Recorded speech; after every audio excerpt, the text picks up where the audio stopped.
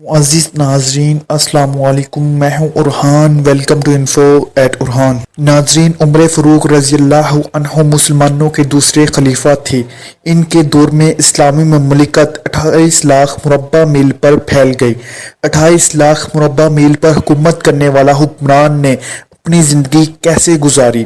रसूल अकरम सल्लल्लाहु अलैहि वसल्लम ने इनकी फजीलत के बारे में क्या फरमाया? रसूल अकरम सल्लल्लाहु अलैहि वसल्लम ने हज़रत उमर रज़ियल्लाहु अन्हु से क्या दुआ करवाई और हज़रत उमर रज़ियल्लाहु अन्हु की शहादत कैसे हुई? यही हमारी आज की वीडियो का मौजू होगा।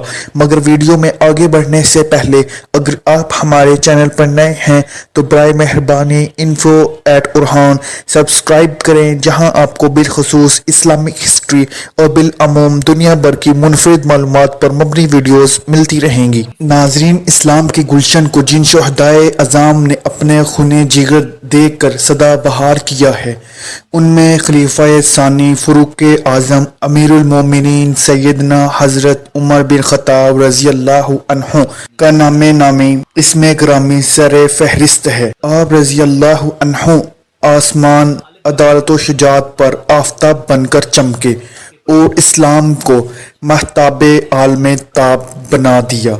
आप रज़ियल्लाहु अन्हु के बेशुमार फ़ज़ाइल अहादीस में बयान किए गए हैं, मगर अफसोस आज उम्मत मुस्लिमा इन जानसार इस्लाम मोहसन इस्लामो इंसानियत की हयातो कारनामों से बिल्कुल लापरवाह होती जा रही है। आज मुसलमानों में चंद रसूम और रवाज हद तक मालूमात होती हैं और बस। नाज़रीन, हज़रत उमर रज़ियल्लाहु अन्हु इस्लाम की एक नहायत बुजुर्ग तरीन हस्ती हैं, और क्यों न हो खुद खुलासाए कायनात महबूब कुबरिया अहमद मुज्तबा मोहम्मद मुस्तफ़ा सल्लल्लाहु अलैहि वसल्लम ने बारगाह इलाही से झोली फैलाकर आप रज़ियल्लाहु अन्हु को मांगा था।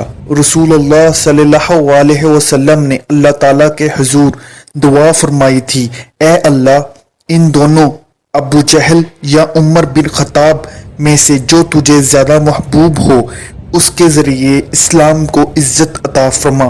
और ये दुआ हज़रत उमर रज़ियल्लाहु अन्हु के हक में कबूल हुई।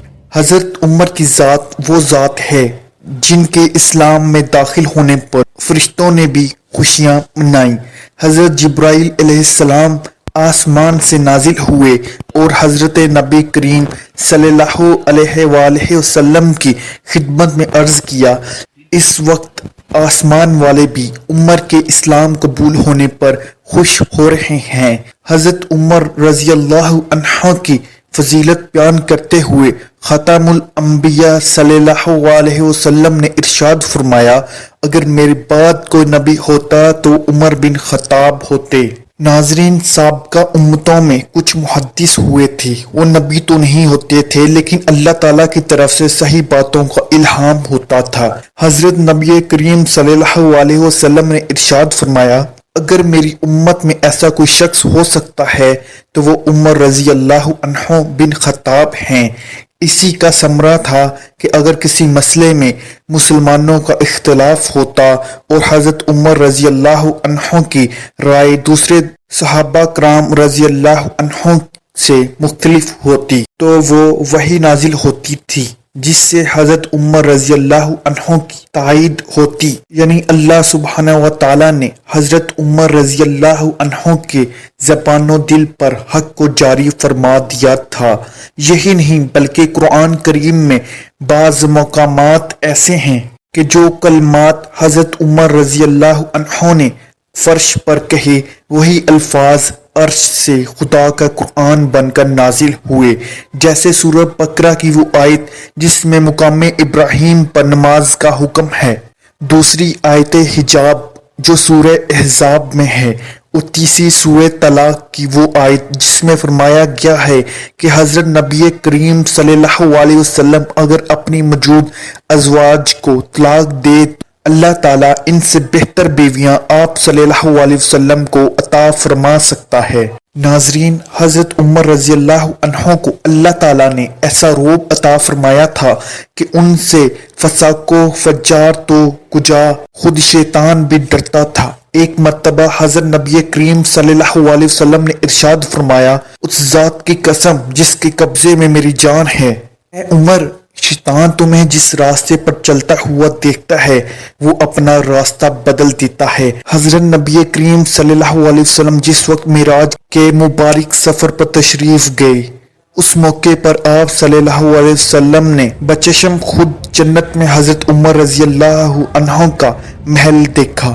آپ صلی اللہ علیہ وسلم نے ارشاد فرمایا، میں نے جنت میں ایک محل دیکھا ہے جس کی ایک جانب ایک عورت وضو کر رہی تھی۔ پوچھنے پر معلوم ہوا کہ یہ محل عمر رضی اللہ عنہ کا ہے۔ حضرت عمر رضی اللہ عنہ کی فضیلت کا اندازہ اس بات سے کیجئے کہ خود خلاصہ کائنات صلی اللہ علیہ وسلم نے حضرت عمر رضی اللہ عنہ سے اپنے لیے دعا کی درخواست کی۔ واقعہ یہ ہے کہ ایک مرتبہ حضرت عمر رضی اللہ عنہ نے حضرت نبی کریم صلی اللہ علیہ وسلم سے عمرے کی اجازت طلب کی تو حضرت نبی کریم صلی اللہ علیہ وسلم نے انہیں اجازت دیتے ہوئے ارشاد فرمایا، بھائی ہمیں اپنی دعاؤں میں بھول نہ جانا۔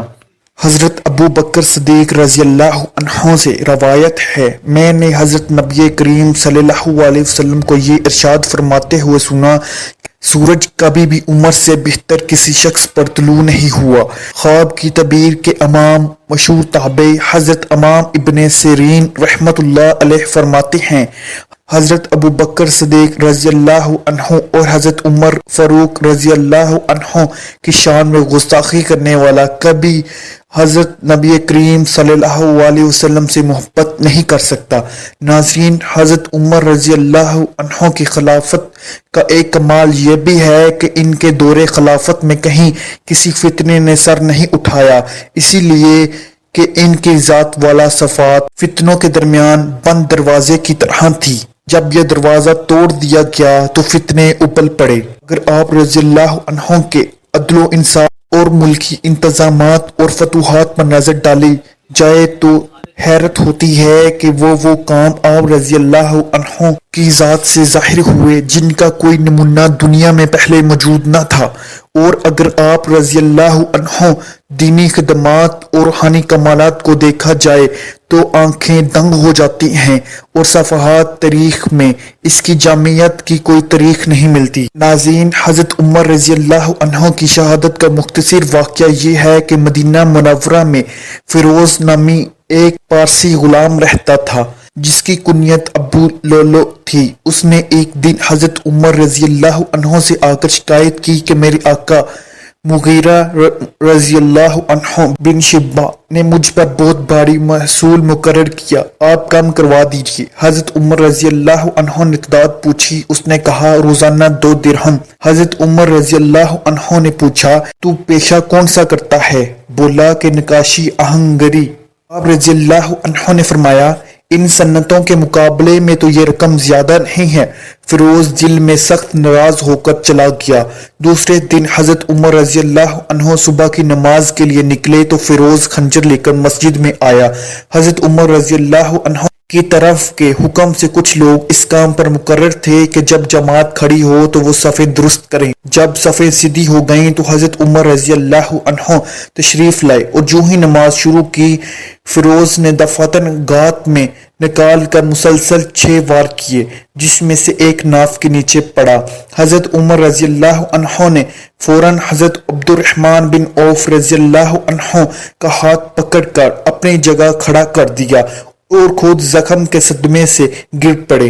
ناظرین، عبد الرحمن بن عوف رضی اللہ عنہ نے اس حالت میں نماز پڑھائی کہ حضرت عمر رضی اللہ عنہ سامنے بسمل پڑے تھے۔